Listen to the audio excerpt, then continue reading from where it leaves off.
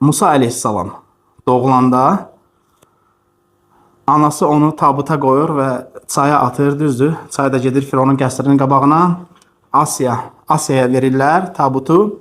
Firon uşağı öldürmək istəyir Musanı. Düzdür, deyir ki, bu Bəni İsraildən kiminsə övladıdır. Firon axı bir il öldürürdü doğulan oğlan uşaqlarını. Bir ildə öldürmürdü ki, Bəni İsrail havayı işçi qüvvəsi idi, hamısı bitməsin deyə. Gördüyü yuxusundan dolayı öldürmədiyi il Harun aleyhissalam dünyaya gəlmişdi, düzdür. Öldürdüyü ildə Musa aleyhissalam dünyaya gəlir. Musa aleyhissalamı artıq öldürməli idilər. Atırlar dənizə, Fironun sarayına gedir, Asiya çıxardır və yaxud da Asiya verilir uşaq.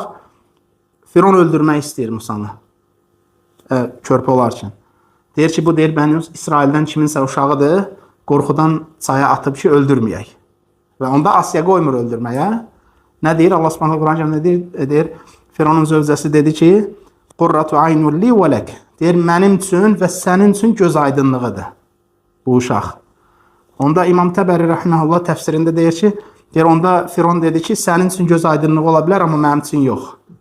Və subhanallah, həqiqətən də Musa aleyhissalam Asiyanın hidayətinə səbəb olur, Fironun da həlakına. Orada müfəssirlər deyir ki, əgər Firon onda qəbul edib desəydi ki, ikimiz üçün də göz aydınlığıdır, onun da hidayətinə səbəb olardı. Ancaq ki, subhanallah, həlakına səbəb olur. Başqa bir misal, Harun Ər-Rəşidin rahiməhullah vaxtında Kisai, yəni məşhur qarilərdən olur, bir də Yezidi. İkisi də məşhur qarilərdən olur. Məğrib namazı olur. Məğrib namazında Kisai namazı qıldırır. Kafirin surəsində xəta edir. Qul ya eyyuhəl kafirun əvəzinə Qul ya eyyuhəl kafirin oxuyur. Və namazı bitirəndən sonra Yezidi deyir ki, sən deyir, məşhur qarisən, Kufəllərin ən öndə gedən qarisi, sən bütün qiraətləri bilirsən, necə Kafirin surəsində xəta eləyə bilərsən, onu qınıyır. İşa namazında Kisai Yezidi özü namazı qıldırır və Fatihə surəsində xəta eləyir. Və subhanallah, insan dediyi sözlərdən həmişə ehtiyat eləsin. Həmsinin Ayşə radiyallahu anhu deyərdi ki, Peyğəmbər sallallahu aleyhi və səlləm hər şeyi yaxşıya yozmağı sevərdi. Yəni, insan hər şeyi yaxşıya yozmağı bacarmalıdır.